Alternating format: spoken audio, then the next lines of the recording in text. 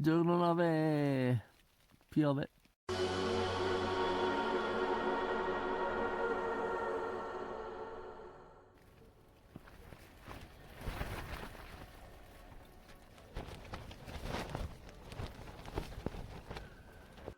Non ho molta voglia di uscire.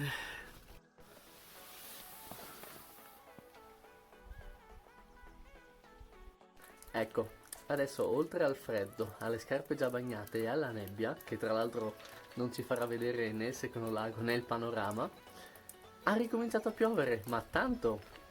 Quindi mi sa che vi saluto e ci vediamo quando la situazione migliora un po' o quando la risolvo. Sono ancora vivo, salvo. Allora, vi racconto quello che è successo.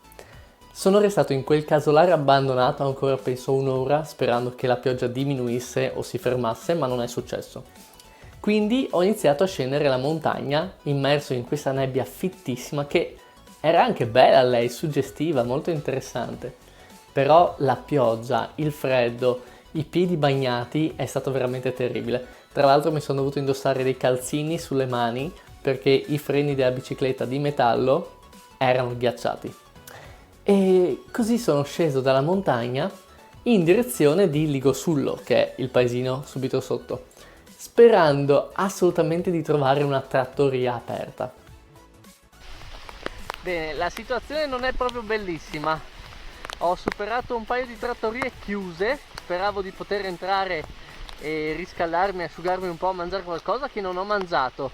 Tra l'altro adesso per mangiare dovrei accendere un fuocherello, sempre in quel barattolo che ho io, però con la pioggia i legni sono tutti bagnati ed è anche duro trovare un riparo. E tra l'altro i freni della bici, non so se per la pioggia o per via della discesa molto molto forte, non funzionano più molto bene, dovrei stringerli e quindi mi tocca farla a piedi tenendo la bicicletta a mano. E adesso non so quanto ancora devo andare avanti prima di poter trovare un luogo dove fermarmi.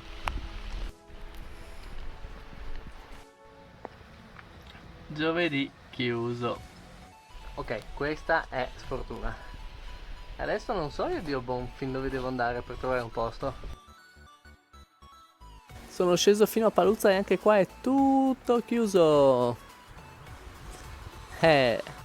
Bene ragazzi, ho preso un'ardua decisione.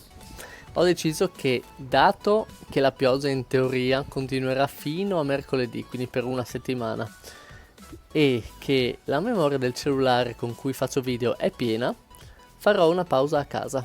Lo scarico, riposo un attimo perché comunque non sono né un ciclista né un maratoneta, e poi ripartiamo. E così è stato. Adesso ho passato qualche giorno a casa, ho riposato un po' le gambe, ho lavato i vestiti e aspettiamo che ci sia almeno un giorno di bel tempo, quindi appena finisce questa brutta pioggia ripartiamo. E sto valutando se andare di nuovo in direzione di Paolaro o se partire più verso ovest, quindi andare prima a Erto e Casso e farla al contrario. Per finire vorrei fare un appello a tutti coloro che stanno cantando Schiaracciule e Maracciule impropriamente, forse non sapendo che è un modo per propiziare la pioggia. E mi sa che sono tante le persone che lo stanno facendo, quindi occhio. Giorno boh, facciamo 10. Ripartiamo